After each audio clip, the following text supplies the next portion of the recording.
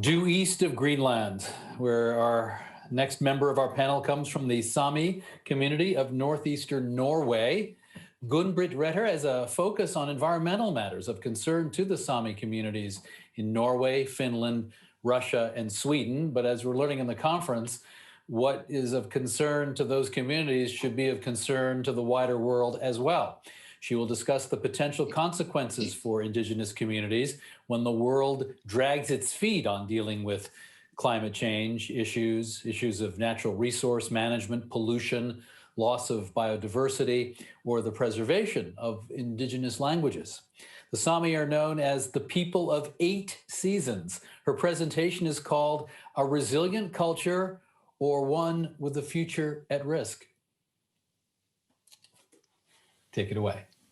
Thank you. The Sami people divide the year into 8 seasons. The seasons are given mainly by the Reindeer Cycle throughout the year. This cycle is directing the activities for each season, such as the migration, the calving, the air marking, and the slaughtering. The reindeer also seek different types of landscape during the different part of the year. In the marine environment, different catch is available for each season. The longest period is the winter. The sun is under the horizon and it is mostly quiet by the fjord. Greetings from Sápmi, the Sami homeland, on 70 degrees north in Norway is where I'm situated. I will share some reflections around how the Sami culture relate to and cope with the environmental and climate changes, the challenges we are facing and the solutions we have at hand. We might be a nation small in numbers, thus a small piece of the geopolitical Arctic puzzle. But we are holding long roots, history and knowledge of the territories in the Nordic High North, a region where others now see a wealth of opportunities, as we have heard in the previous presentations. Most of you might not have touched the Arctic, but I hope you after this will be touched by the Arctic. I wish it will be educational. It will also be political. Otherwise, it's not me. The Sami people are the nomadic indigenous people of Europe. Sápmi has been our home since time immemorial and spans the northern parts of Norway, Sweden and Finland, and the Russian Kola Peninsula. Although the Sami are divided by formal boundaries of these 4 countries, we continue to exist as one people, united by cultural and linguistic bonds and a common identity. While a large portion of the Sami today lives in cities and towns, as we heard from Professor Bravo, and many have higher education and paid day jobs, the traditional livelihoods such as reindeer husbandry, subsistence fishing, hunting, trapping and gathering, and the combination of these are still essential economies for the Sami culture, either as a main income or a subsistence activity on the side to other income, and still continues the basis for where we see the future opportunities. We already have heard that climate change in the Arctic happens 2 to 3 times faster than in other regions.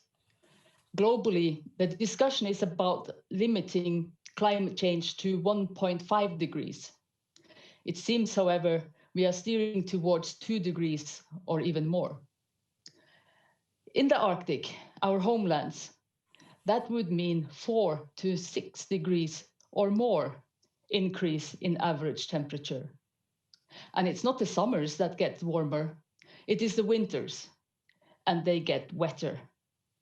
The 8 seasons, as we know them, are shifting. The Arctic, as we know it, might soon not be recognizable.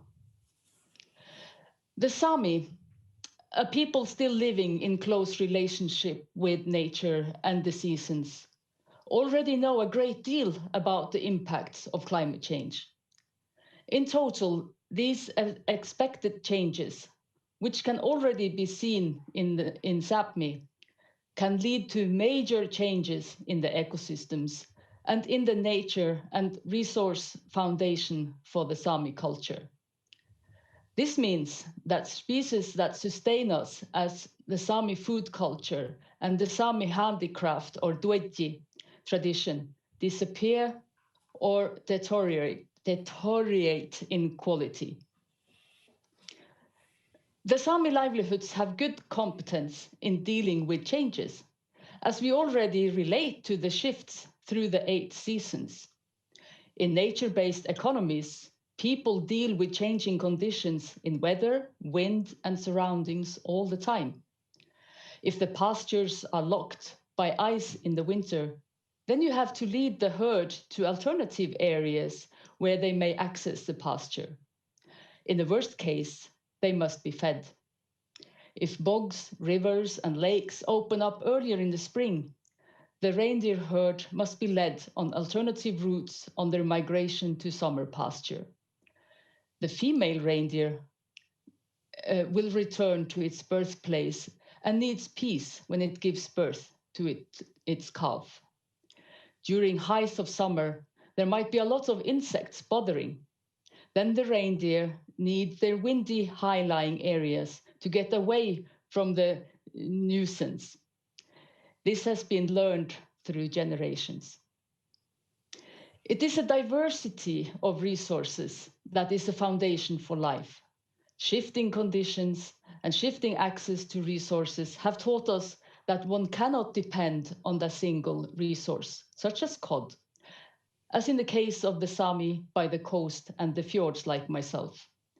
When the cod fishery failed, the entire economic base did not collapse. Instead, it has been established that if something is wrong in the fjord, well, the fishing activity is put on a rest for a while, and one moves on to harvest another resource on land or take a larger share of paid work. This is the essence of combined livelihoods. Flexibility is the key to survival in harsh climatic conditions.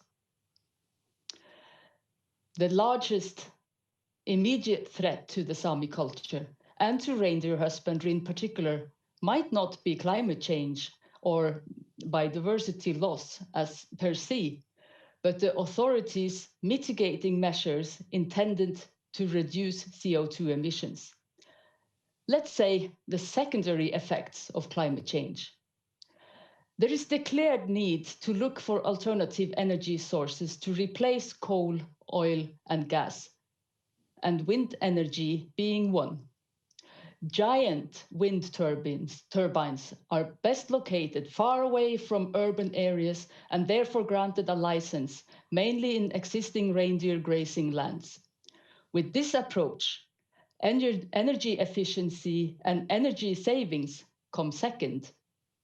Wind turbines represent massive nature destruction, with associated roads and power grids to transport energy to the market.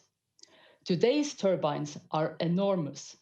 And have you ever thought of that the low sun in the north means that the turbines cast long moving shadows? A turbine does not only take the piece of land it is placed on. The majority societies shift from fossil fuels to more environmentally friendly driving, with electric cars, electric ferries, electric buses, and electric bicycles stimulates the immense need for development of batteries. This requires minerals, including copper from mines established in Sami areas. Most mining plants are in Sápmi, as these are the areas the minerals are searched for. They are not searched for in the south, in the urban areas. Not small mines, which we have lived with in the past, but large mining facilities that require huge areas. It must be commercially viable, right? This requires roads, strong power lines, and permission to dispose toxic tailings on the seafloor in the fjord. Mines also contribute to the fragmentation of intact land. But the worst thing is that the authorities knowingly and willingly sacrifice the productive fjord systems against jobs and possibility to drive environmentally friendly, rather than simply encouraging to drive less. It is safe to say that climate change and the mitigation measures cause massive change in the way the land is used, and that Sápmi continues to be a resource supplier for the state and the investments from outside. The green shift is nothing more than a continued extraction of resources in Sámi areas, as has been the tradition since the earliest encounters between the cultures. The difference is that the resource utilization has been given a nice color, green. We call it green colonization. The Sami people are rising up against this continued colonization. It will lead to a Sami culture balancing on the verge of extinction in many areas. Reindeer husbandry and small-scale fisheries need more flexibility to adapt their activities in the time of climate change, not less flexibility, which are the consequences of the green shift. With climate change comes also increased accessibility to previously inaccessible areas, and we heard a lot about that already. Now everyone, both in the Nordic countries and globally, are looking to the Arctic for new opportunities. In addition to the boost in energy projects, new sailing routes get open for regular shipping in the Northeast Passage and for destinations along the route. Access that mainly is planned for shipping things out, not in, I believe. It will open up a sea of opportunities to extract and transport resources directly out to the market. Who are the ones to benefit from all these opportunities we hear the talk about? This is all driven by the idea of seeking continuous economic growth for the business community, economies that are built on people's ever-increasing consumption patterns. It is a paradox that the only ones who are met with demands for reduction from the authorities are reindeer husbandry and traditional fishermen. I think the world have to move to circular economy way of thinking. The sooner, the better. Let shifting seasons inspire this change. I would like to claim that the Sami as a people is among those who contribute the least to what leads to climate change. Yet our livelihoods are among the first to be affected by the changes. Next, we are affected again by the majority society's measures to mitigate climate change. We get it double up. The same goes for indigenous peoples around the world. It is an obvious injustice that those who have the greatest consumption of fossil fuels and thus also have the greatest need for climate-friendly infrastructure impose on the people and areas with the least responsibility for greenhouse gas emissions the greatest burdens of land loss and reduction in cultural bearing occupations. We must see a more equitable distribution of the burdens where society at large takes a greater share of the responsibility. We expect climate justice. The Sami people and other indigenous peoples worldwide cannot bear the heaviest burden for the society's need for green shift. The leaders have to be smarter than that. I can speak for our people. We need to be more involved in the decision-making in the countries in which we reside today than we are today.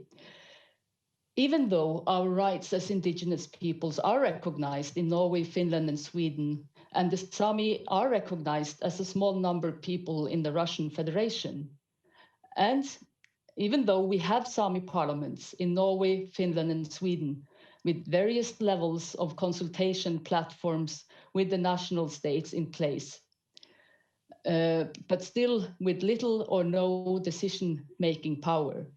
We need stronger mechanisms to be heard.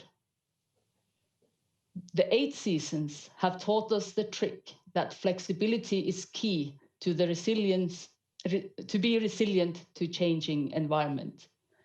Now the seasons are changing faster than the people's collective memory remembers, and are thus causing challenges to our culture. The boom in industrial development of alternative energy resources, while all good intentions, are kicking our many small legs and disturbing the fine balance needed for our culture's existence to a tipping point on our traditional territory. We will take our share of the responsibility and ensure good and healthy food and maintain and be stewards of the land for future generations. And thank you for inviting me. It's a great honor, and thank you for the attention. Thank you very much. Very, very interesting, fascinating, all the presentations.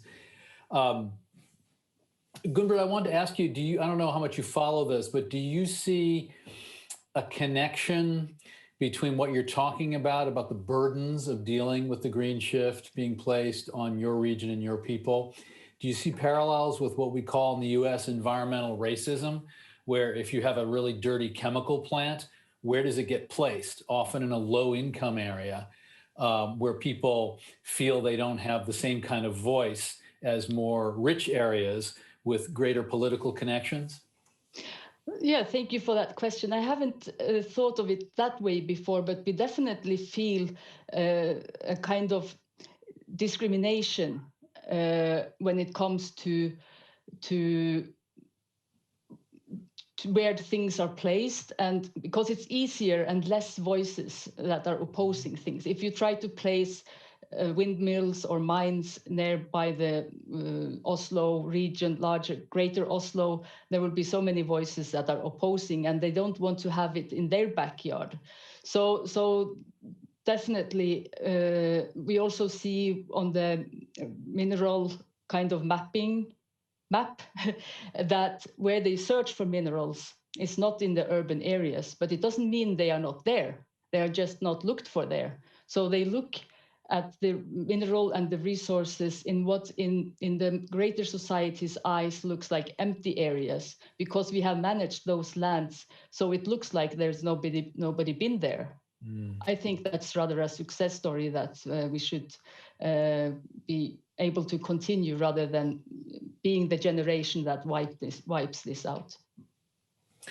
We've got some great questions from other participants here. I'll ask a few of them. Please keep them coming. Tell us your name when you send them, but also your hometown, if you could. Here's one. Maybe Sarah, maybe you could start. I know you're not a scientist, but you are acquainted with policy.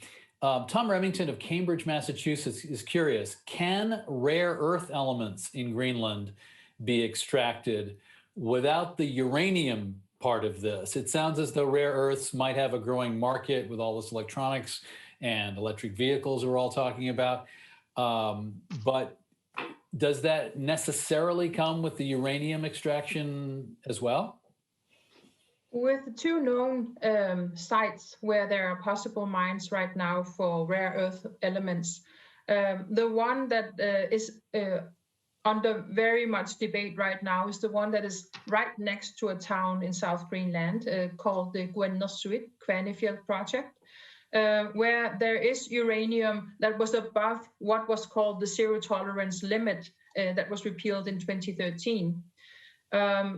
Information is not very transparent, but there is another project also in the South Greenland called Gislaved, where it is also quite developed in regards to possibly having an extraction license at some point, or exploitation license at some point. But because the level of uranium in that site is lower, the debate about that mine is not as vivid as the one about the one next to the town of Narsaq. So we know that there are opportunities where the uranium is less than the one where it will be an actual byproduct, as it is with the Narsaq projects. And therefore, of course, there's a very big debate, and we see an increase in voices against that particular mine. Earlier today, we heard some discussion of the following, and tomorrow we're going to hear from a journalist who's very focused on this, but talking about the increased military involvement of, for instance, Russia in its Arctic regions, testing and new military facilities. Do people on the panel feel that Russian exercises or activities might impact, perhaps negatively, Indigenous peoples? Yeah, I live only 140 kilometers from the Russian border. That's about 100 miles, yeah. Yes, and I don't know how, I haven't actually checked with our Russian Sami people on the Russian side on how they feel exactly about this, but it's not only Russia who is practicing more in the Arctic. I know Norway and the NATO is also doing that, so that's the Russians' response. That I think there is also it's a two-sided thing, but I haven't felt yet that it's threatening in any way, but I probably prefer to be naive to live the daily life here. It's interesting. We've talked a little bit on the panel about Indigenous peoples being recognized by the United Nations as having the right to self-determination. But there's an interesting question, if I can just find it again. My eye came off of it. Samantha Wood from the University of Maine at Farmington asks, how do international human rights standards play a part in the treatment of Indigenous peoples of the Arctic? Well, I actually think that the previous question can be answered in a human rights perspective as well. So we look at the Nordic countries that traditionally put human rights high on the agenda and recognize the rights of Indigenous peoples. We saw the instance of when the UN Declaration on the Rights of Indigenous Peoples was endorsed by the UN member states, that there was a big difference of how the Arctic states handled that question. The Nordic countries immediately endorsing, the US being against, together with Canada, New Zealand, and Australia. Later, they changed their position, and then Russia abstaining. So human rights, in my opinion, of course, I'm also the chair of the Greenland Human Rights Council, have to be very high on the agenda in dealing with the challenges in the Arctic, both domestic and international. In Greenland, we have increased attention to human rights. Institutions are being built, like a children's spokesperson institution, institution for persons with disabilities, and a spokesperson for persons with disabilities, elder spokesperson, and of course the Human Rights Council. And we are right now debating how to strengthen that, because there is a need for attention to human rights. And the day before yesterday, from the Human Rights Council, we spoke to the UN Committee on the Elimination of Discrimination Against Women, and raised the high numbers of violence against women and discrimination against women in Greenland. So there's a continuous work to do that. And of course, I would worry about those nations that do not put human rights high on the agenda. And also, of course, when you do development in the Arctic, that development should be based on a human rights development, respecting human rights, promoting human rights. And as we have seen through history, Arctic states are very different in their sort of work on human rights, and it should definitely be promoted more in those states where human rights are not at the center. Related question from one of our participants, Catherine Lee of Westbrook, Maine, connects to this. She asked more generally to get views about how climate change might particularly affect women in your communities. Anybody have some thoughts on that? Yes. I have been reflected on it, but the handicrafts is maybe the most immediate example to use that, which I mentioned briefly in my presentation, that the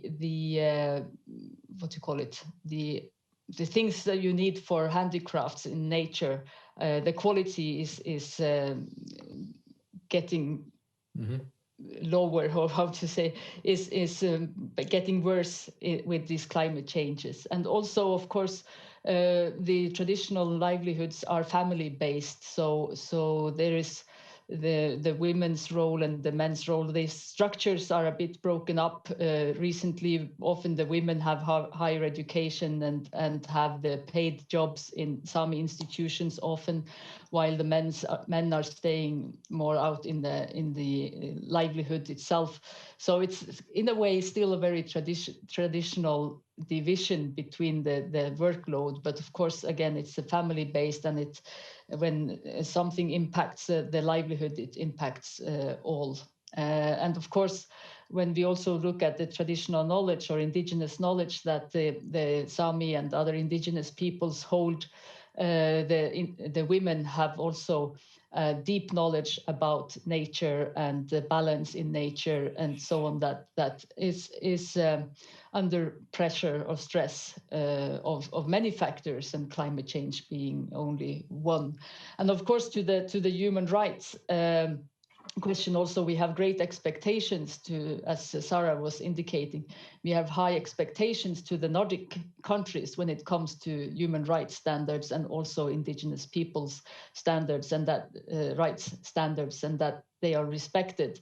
And we often work from in a good partnership, what Michael was referring to, partnerships with the states in ensuring a high standard or high level of human rights in the Nordic countries that can serve as a model for other regions. So in that way, show the solidarity and show other states in that indigenous people's rights should be respected. And I think Arctic Council could actually also serve as a model in the way how indigenous peoples are sitting at the same table as the Arctic states. This could also be a model for other regions in the world, in Asia maybe, or as we have many Asian observers, that I hope they could learn from that model in raising their standards of indigenous rights. I thought I'd bring Michael Bravo back into the conversation. You could start with you. You talked about the diversity of indigenous peoples and culture throughout the Arctic, but do you see, are there institutions set up to bring a common voice to bring indigenous peoples from across the Arctic region together to combine numbers on shared policy issues? Yes, indeed there are, and colleagues on the panel are actually very active in leading them, I think. So in the structure of the Arctic Council, of course, there are 6 organizations called permanent participants, and they are transnational umbrella organizations which allow indigenous groups, for example, the Inuit Circumpolar Council, the Athabascans, the Sami groups to work together transnationally.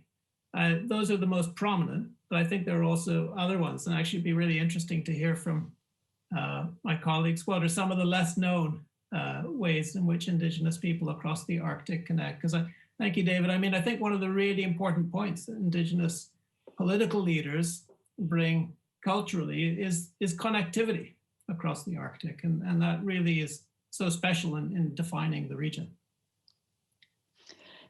If I may add to that, I'm very proud to say that in 2013 we had the 40 years anniversary in Copenhagen to celebrate when the Inuit and the Sami and some representatives from North American First Nations as well met in the Copenhagen back in 1973 to talk about joint issues, and already in a way started to put the Arctic on the agenda.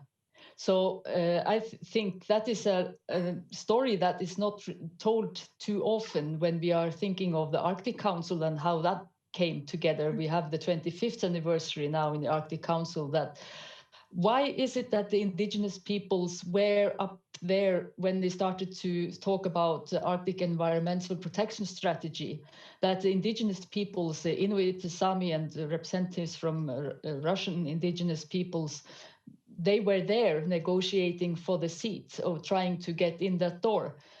They were already ready. They had these meetings already back in 73. So we had already established those connections.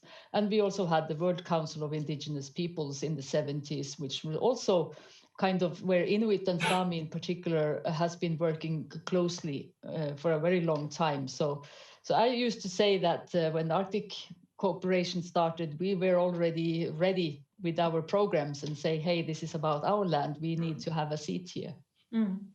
And I can add to that after the first Arctic Peoples Conference in 1973, 1977 was the first meeting of Inuit across Canada, Alaska, and Greenland. Of course, for those first years, it wasn't possible to meet with Inuit from Chukotka, Russia. This was during the Cold War, and it took some time before our fellow Inuit from Russia could take part in our meetings. The formal establishment of the Inuit Circumpolar Council was in 1980. And again, those 40, 50 years of collaboration have really been sort of the drivers of developing both the rights that we today enjoy and exercise in the Arctic, but also been part of the international negotiations for Indigenous people's rights. And we have seen and felt the changes of the Arctic from a Cold War to a different situation. And I would like to say that it would also be worrying for the future of, for example, Inuit being able to travel across our borders if it should end up in a situation again where we would have difficulties meeting with our Russian fellow Inuit. So the collaboration in the Arctic, based on international agreements, based on sort of the spirit of being open towards each other, is very, very important for at least for Inuit, I would say. Gunn-Britt, briefly, Charlotte of Somersville, Maine was curious, when people with Sami connections move away from traditional territories, urban areas or out of the country, do people tend to maintain connections with their culture? Yeah, that's a very interesting question. Today, there are a lot of Sami that lives, like Michael also said, that live in capitals, that live in different towns outside the Sami villages or Sami core areas. And they have like kindergartens and teaching or education if they can get a class together, and so they have the rights to have Sami education, and they have Sami cafes and meeting places and so on. So that has changed. So this is the Sápmi today, that there are urban clusters of Sami that have an urban lifestyle and are still maintain their Sami culture and expressions. But there are also, and they are still alive today, that those Sami that moved out from Sami areas to hide, that have been hiding their identity because they have been going through this Norwegianization or Finnification or Swedification processes, where up to the 60s and 70s, there was no benefits in being a Sami person. So a lot of people escaped and settled in towns and cities to hide. So you have today, and these are still alive. So you have both those who are hiding, maybe coming out in a way, but also those younger generations who are proud, of Sami identity who are on the top music charts and film charts, and artists on art expressions, literature. And I'm grateful to Michael, who also brought that aspect out to at the important expression. So I, of course, speak about environment, and therefore very closely linked to the traditional livelihoods. But we are also a modern people with all kinds of different expressions, and which is a topic for another presentation, I guess. Here's a really, I mean, all these questions are fascinating. I'm so glad that people are so engaged. Naomi from Northwest Territories, Canada, writes this. I'll just read it to you. It seems that inequalities and resources in Arctic communities are being looked at by national governments. Naomi can speak for Canada, but I can't help wonder if it is based on government and global priorities and planning for Arctic development, and isn't really being focused on the people, but instead focused on increasing the economy. In a way, another act of colonial ideologies is kind of the statement or the question here. Does that statement, this is a concern expressed that must resonate with the panel? Yes, in Greenland's case, there was actually an economic, financial dimension to the self-government agreement. With the self-government agreement, when it was inaugurated in 2009, the block grant from Denmark was also frozen. Prior to that, it was renegotiable every third year. And this was actually something that the Greenlandic negotiators were pushing for, to both take the responsibility to further develop Greenland's economy on Greenland's own premises, and also, of course, to make sure that there was incitament to actually try and develop the Greenland economy as I see it. But we have seen a development in latest years because the numbers and because the challenges continue to be so big in regards to social challenges in Greenland, that there is a greater attention still from Denmark. And just in the latest years, we have seen actually Danish politicians taking, deciding on funding, for example, the social area further. A couple of years ago, it was 80 million Danish kroner on top of so besides the block grant, but doing that without transferring the money to Greenland, but delivering consultancy and different kinds of initiatives where Denmark is involved. And I must admit that it is a bit ambiguous with this development, because, of course, the development in Greenland, there is no government in Greenland that has ever since 1979 not been very, very much aware and worked very hard on these social issues. And what we tend to see is that initiatives that are developed in Greenland by Greenlandic experts form so they fit the situation in Greenland, they succeed more than when you just copy initiatives on the social area from the south. So there's a need to have a balance. And I can also add to that, to the previous question on the diasporic dimension. There's a lot of thousands of Greenlanders living in Denmark, almost 20,000 persons born in Greenland that live in Denmark.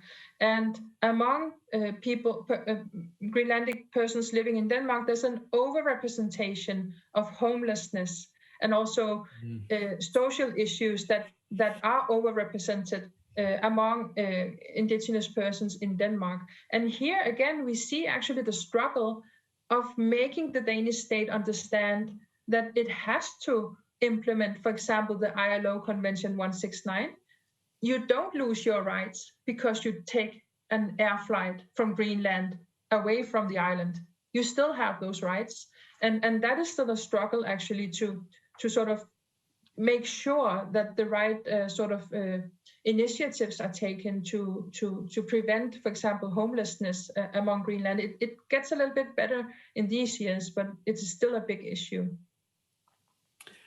Well, thank you. We're over time. I'd love to keep doing this. Since panelists have agreed to come back for the big panel tomorrow, there's a bunch of themes that the participants here have noticed, and I've noticed as well, which is this idea of we were talking about, for instance, net zero carbon emissions. Okay, we're also talking about creating jobs, the green opportunity, but there's also a discussion to be had, which has been placed on the table by this panel, about rethinking the economy in general. You use the term circular economy.